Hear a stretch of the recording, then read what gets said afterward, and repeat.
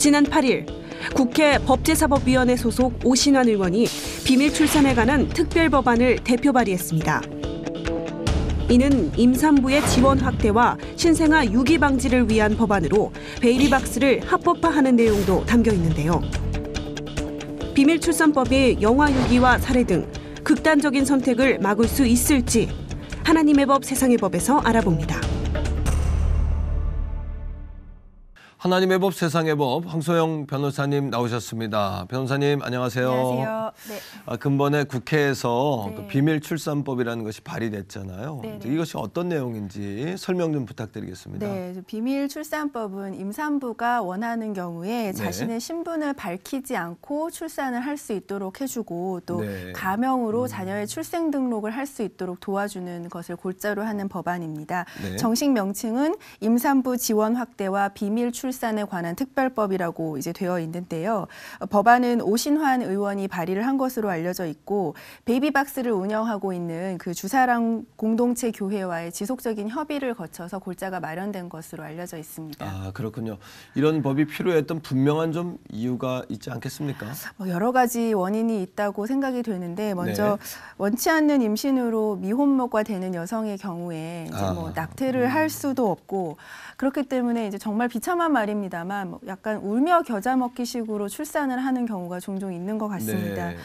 입양이라도 원활하면 좋겠는데 또 지금 이제 나중에 말씀을 드리겠지만 입양도 원활하지 않은 것이 또 현실이기 때문에 이러다 보니까 갓 태어난 아기를 유기하게 되는 극단적인 방법을 좀 선택을 하시는 것 같습니다. 화장실에서 신생아가 버려진 채 발견이 됐다라는 뉴스라거나 지하철 택배함에서 아기가 발견됐다라는 뉴스들 이런 거 많이 보셨을 거라고 생각이 되는데 최근에도 결정적으로 관심을 끌게 하는 뉴스가 하나 있었죠. 광주에서 어떤 이제 여대생이 유기된 아기를 구조했다. 그래서 신고를 했는데 이거 처음에는 굉장히 미담처럼 알려졌는데 알고 보니까 그 여대생이 아이의 엄마더라. 그런 뉴스가 있었잖아요. 그래서 좀 되게 안타까운 생각이 들었습니다. 오죽했으면 이 친구가 이렇게 자작극까지 벌이면서까지 버리지는 못하겠고 그렇다고 도저히 주변에 오픈해서 공개해서 자기가 키우지도 못하겠고 이러다 보니까 이런 이제 금방 들통날 자작극까지 벌이게 됐는데 그래서 이제 많은 동정의 여론이 그 친구에게 쏠렸고 또 지원을 하겠다는 손길도 좀 있는 것 같은데요. 그러다 보니까 이런 법안이 발의가 이제 좀 탄력을 받았던 것 같습니다. 그렇군요. 그 비밀 출산법의 요지를 좀 정리하면서 구체적으로 그렇다면 무엇을 제도화하자는 건지 좀 궁금하거든요. 핵심은 제가 파악하는 핵심은 여성이 원하는 경우에 익명으로 좀 출산을 해줄 수 있게 해주자. 또 가명을 이용해서 자녀를 출생신고할 수 있게 해주자. 결국은 출산 사실이 나중에 이 여자분의 발목을 잡게 하지 말자. 이게 우리나라의 이제 독특한 그런 문화를 좀 반영한 것이라고 할 수 있겠는데요. 2014년에 이제 우리나라뿐만 아니라 2014년에 이제 독일에서도 도입이 됐고 프랑스 등의 유럽 국가에서도 좀 시행이 되고 있는 것 같습니다. 우리나라에서 신생아들이 유기되는 숫자가 정말 많은데요. 그 베이비박스라고 불리는 그 베이비박스 운영하고 있는 주사랑 공동체 교회에 따르면 매달 17명에서 18명 정도의 아이가 그 박스에 도착을 한다고 해요. 한 주에 거의 4명이 넘는 숫자의 아이가 신생아가 버려지는 것이죠. 아까 말씀드렸다시피 베이비박스에 데려다 주기라도 하면 다행인데 지하철 택배함이라든가 공중 화장실이라든가 이런 데서 유기됐다는 사례가 종종 보고가 됩니다. 자, 그렇다면은 이렇게 신생아를 유기하는 아이의 엄마들은 특별히 더 비정한가? 그 부분을 이제 많이 생각을 하시잖아요. 얼마나 엄마가 모질면 이렇게 하겠느냐. 근데 꼭 그렇게 볼 문제만은 아니다. 이렇게 생각이 좀 드는 게 출산을 경험해 보신 여성분들은 알겠지만 출산 이후에 굉장한 정서적인 불안감에 시달리게 되거든요. 이제 주변에서 많이 도와줘도 그 불안감이 이제 좀 이렇게 다스려지기가 힘든데 이분들의 경우에는 이제 이 아이를 어떻게 키워야 하느냐, 이 아이를 내가 평생 어떻게 할 것인가 이런 걸 당연히 극도의 불안감을 느낄 수밖에 없고 이것을 도와주는 경우가 전혀 없다 보니까 이런 극단적인 선택을 하는 것 같습니다.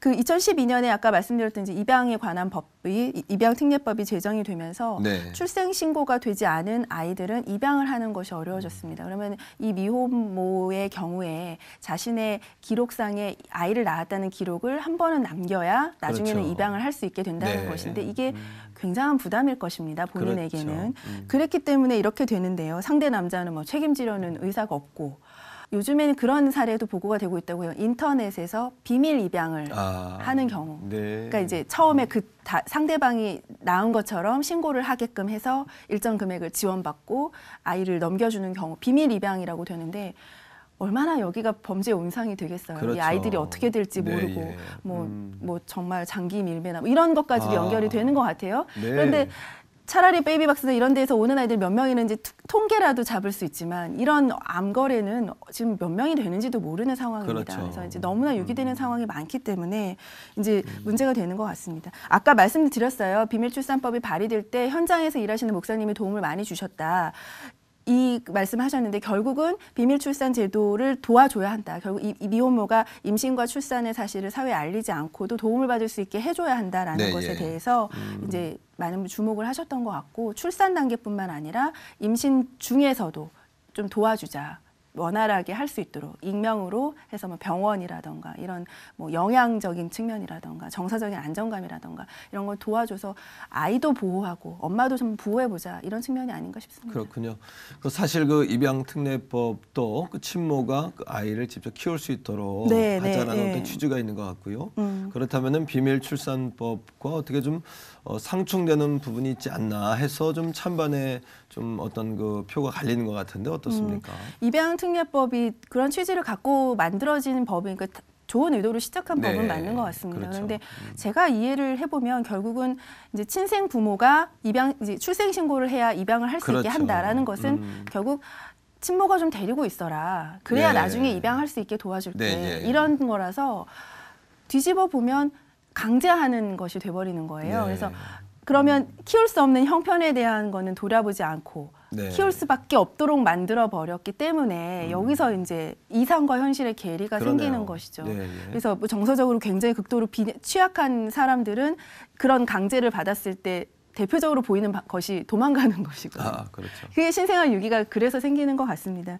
그래서 저는 이 법이 친생 부모의 책임을 덜어주는 데 목적을 갖는 것이 아니라 도와주기 위해서. 그래서 그렇죠. 궁극적으로는 그래 한번 해보고 못하겠으면 입양을 보내라. 그렇지만 네가 키우는 동안에는 우리가 가명으로 키울 수 있게 좀 도와줄게. 이런 것까지도 지금 염두에 두고 있는 것이 아닌가라는 네, 생각이 예. 들어서 입양특례법에서 기존에 생각했던 친생부모가 키울 수 있도록 해야 한다라는 거에 대해서 절대로 이제 상충되는 것은 아니라고 생각하고요. 네. 뭐 이제 부모의 책임을 너무 쉽게 이제 뭐 그 저버리는 길을 열어주는 것이 아닌가 이런 우려가 있는 것은 맞는 것 같은데 법을 제정할 때 우리가 이상향을 놓고 제정을 해버리면 오히려 아까 말씀드린 그런 괴리가 생기기 때문에요.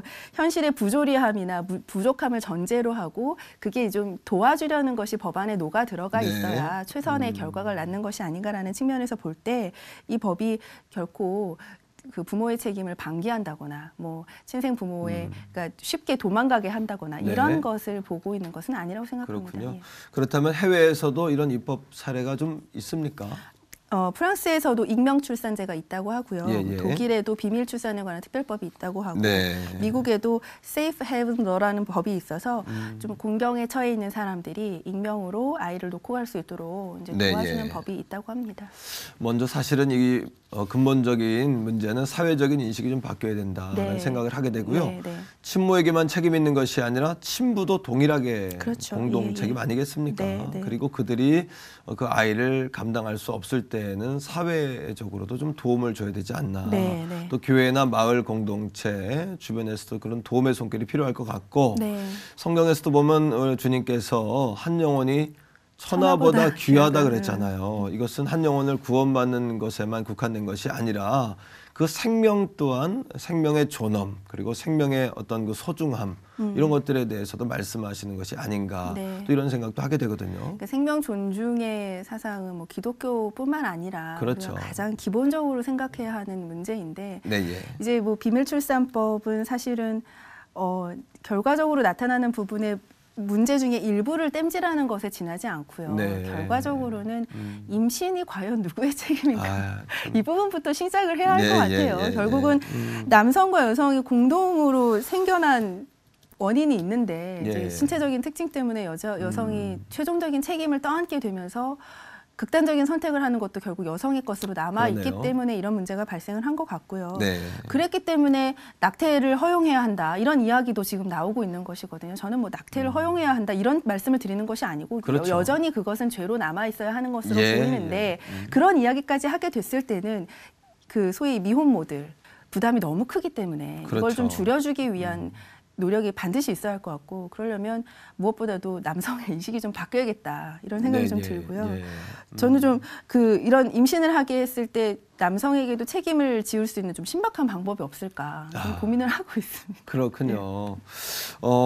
그 비밀 출산제가 도입되면서 친모의 출산 부담은 좀 낮출 수 있을지 모르겠지만은 네. 근본적으로는 영아 유기에 대한 어떤 근본적인 대책이 좀 있어야 되지 않나 이런 생각을 하게 됩니다. 저는 그래도 이 법안이 미혼모와 신생아 양쪽을 모두 보호하기 위해서는 좀 당장은 좀 유효한 대안이 될 수 있지 예. 않을까라고 생각이 들고요. 근본적인 대책은 아까 말씀드렸다시피 이게 여성 혼자만의 문제, 엄마 혼자만의 문제가 아니다. 네. 이 문제를 궁극적으로 만든 쪽의 문제도 있기 때문에 그쪽의 책임감을 키워주기 위한 노력도 반드시 있어야 한다라고 생각이 들고 나아가서 입양 가정에 대한 인식도 변화가 되어야겠죠. 그래서 전반적으로 사회 의식이 좀 올라와야 네. 궁극적으로 문제가 해결될 수 있을 것이라고 보여서 법이나 제도 한두 개를 뭐 당장 만든다고 이 문제가 완전히 없어지지는 않겠습니다. 그렇죠. 그렇지만 뭐 이번 발의는 하나의 중요한 단초가 될 수 있을 것이라고 봅니다. 네. 아마 비밀 출산법이 사람들의 어떤 연약한 모습들을 보완하기 위한 어떤 몸부림이나 노력으로 좀 보여지고요. 정말 중요한 거는 사회 구조의 변화, 법의 어떤 그런 구속도 중요하지만 사람의 변화가 제일 그렇습니다. 중요하겠다라는 맞습니다. 생각을 다시 한번 네. 해보게 됩니다. 예. 변호사님 오늘 말씀 고맙습니다. 고맙습니다. 예, 감사합니다.